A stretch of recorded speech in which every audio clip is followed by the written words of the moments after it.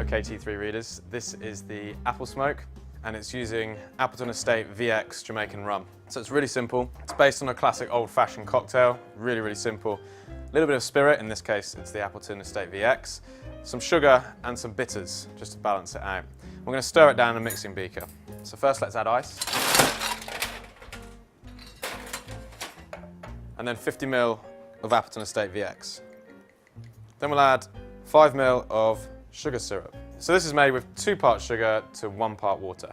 Then some lavender bitters give us a nice lavender aromatic going through the drink, which couples really nicely with the apple garnish that we're going to garnish with, as well as the flavours and the nuances of Appleton Estate VX. So there's 8 drops of that. So we'll stir that down over ice and just let it sit there to dilute just for a minute. So in the meantime, we've got a chilled rocks glass that we're going to add a hand-cracked ice cube to. So I've got my big block of ice here.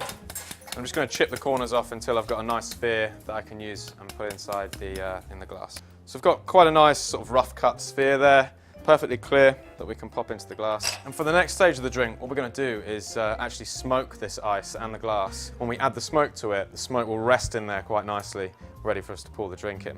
So this particular food smoker is made by Polyscience. There are various different brands available out there. This one's quite nice, it has a long rubber tube so you can direct the smoke wherever you'd like it.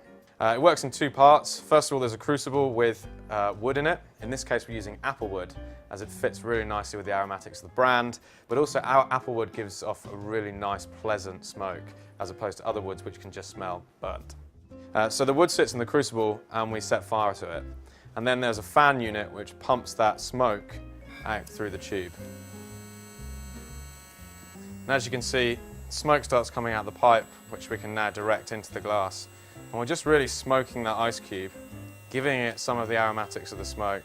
Meanwhile, our drink's looking great. We can just simply strain this out over the ice and watch the smoke billow out.